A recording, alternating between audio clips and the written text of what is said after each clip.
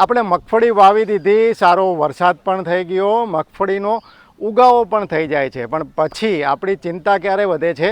જ્યારે હઠીલા નીંદણ આપણા મગફળીના પાકમાં દેખાવા લાગે છે. આપણે મગફળીને જે પિયત આપીએ છીએ, જે ખાતર આપીએ છીએ, જે દવા આપીએ છીએ, એ પોષણ જે આપણે મગફળીને આપવાનું છે એ પોષણ આ હઠીલા નીંદણ લઈ લે છે, જેના પરિણામે શરૂઆતના તબક્કામાં જ આપણે મગફળીના પાકનો જે વિકાસ છે એ અવરોધાય છે. આનાથી ખેડૂતોની ચિંતા વધે છે. પણ હવે ચિંતા કરવાની જરૂર નથી. મગફળીના પાકના તમામ હઠીલા નીંદણોનું નિયંત્રણ થશે હવે જાપાની ટેકનોલોજીના મદદથી. આ ટેકનોલોજી શું છે અને આ એક પ્રોડક્ટ દ્વારા મગફળીના તમામ નીંદણનો કેવી રીતે સફાયો થાય છે એ આપણે સરળતાથી સમજીશું.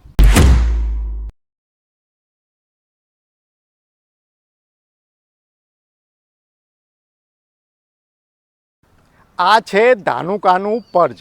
ધાનુકા એગ્રીટેક અને જાપાનની નિશાન કેમિકલ કંપનીના સહયોગથી બનેલું એક આધુનિક નીંદણનાશક.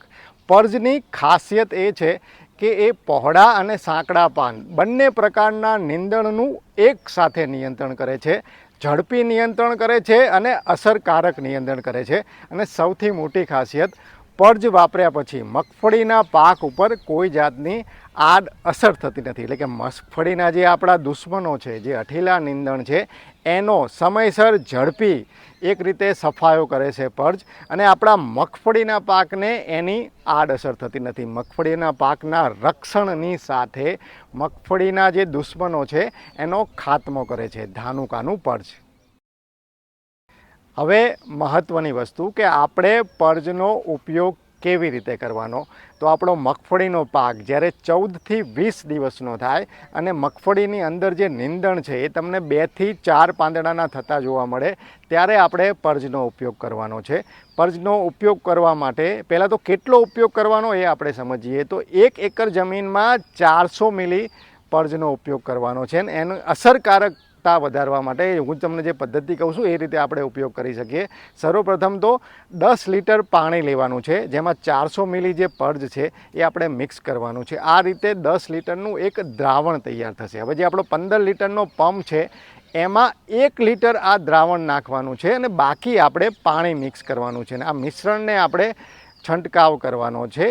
1 એકરમાં લગભગ 10 પંપ દ્વારા છંટકાવ થઈ જશે. એટલે કે 1 એકર જમીનમાં પર્જ 400 મિલીની બોટલ આપણા નીંદણનો સફાયો કરશે અને મગફળીના પાકને એક રીતે જે છે એ પોષણ જે આપણે મગફળીના પાકને મળવું જોઈએ પણ નીંદણ લઈ લે છે, એ મગફળીના ભાગનું પોષણ મગફળીના પાકને પછી મળતું રહેશે. અને સૌથી મહત્ત્વની વસ્તુ, પર્જના છંટકાવ પછી મગફળીમાં તમને કોઈ જાતની આડઅસર નહીં જોવા મળે. પર્જનો જે આપણે છંટકાવ કરીશું એની અસરકારકતા સારી રીતે થાય એ માટે આપણે અમુક બાબતોનું ધ્યાન રાખવાનું છે. પહેલાં તો જો શક્ય હોય તો ફ્લડ જેટ નોઝલ દ્વારા જ આપણે છંટકાવ કરશું. એનાથી જે નીંદણનાશક છે એની અસરકારકતા ખૂબ જ સારી રીતે થાય છે અને જે પરિણામ છે એ આપણને ઝડપી મળે છે. બીજું મહત્ત્વનું પરિબળ છે ભેજ. જ્યારે આપણે પર્જનો છંટકાવ કરીએ ત્યારે જમીનમાં પૂરતા પ્રમાણમાં જો ભેજ હશે તો પર્જની અસરકારકતા જે છે એ વધી જશે. તો જમીનમાં પૂરતા પ્રમાણમાં ભેજ હોવો પણ જરૂરી છે. ત્રીજી આપણે તકેદારી રાખવાની છે. એ તકેદારી એ રાખવાની છે કે જો મિક્સ પાક હોય તો આપણે પર્જનો છંટકાવ નથી કરવાનો. મિક્સ પાક એટલે કે મગફળીની સાથે આપણે બીજો કોઈ પાક વાવેલો હોય તો પછી આપણે આનો જે પર્જનો છંટકાવ છે એ નથી કરવાનો. અને ત્રીજી જે વાત છે એ ભલામણ કરેલી જે દવાઓ છે એની સાથે મેળવવાની છે, પણ બિન ભલામણ પાત્ર દવાઓ પર્જની સાથે આપણે એક રીતે નથી મેળવવાની. તો આ જે તકેદારી છે એનું આપણે ધ્યાન રાખશું તો આપણે જે પર્જનો છંટકાવ કર્યો છે એની અસરકારકતા આપણને ખૂબ જ ઝડપથી થતી જોવા મળશે અને પરિણામ પણ આપણને ખૂબ જ ઝડપથી જોવા મળશે. મગફળીનો પાક ટૂંકા ગાળાનો અને એક રીતે ખૂબ જ મહત્ત્વનો પાક છે. એમાં શરૂઆતનો તબક્કો ખૂબ જ એક રીતે મહત્ત્વ ધરાવે છે. ને એમાં પણ જો શરૂઆતના તબક્કામાં આપણે નીંદણ નિયંત્રણમાં સમયસર યોગ્ય સારવાર ન કરીએ તો આપણે આખી સિઝન એક રીતે હેરાન થવું પડે છે. તો હેરાન ન થવું હોય તો અપનાવો સાચી ટેકનોલોજી, જાપાની ટેકનોલોજી. તમારા ખેતરમાં તમારે મગફળીનું રાત જોઈએ છે કે પછી નીંદણનું, એ તમે જાતે નક્કી કરો. પર્જ વિશેની વધુ માહિતી માટે તમારા નજીકના એગ્રો ડીલરનો સંપર્ક કરો. અને આ વિડીયો તમને ગમ્યો હોય તો તમારા ખેડૂત મિત્રોના ગ્રુપમાં પણ જલ્દીથી શેર કરો. જય જવાન, જય કિસાન.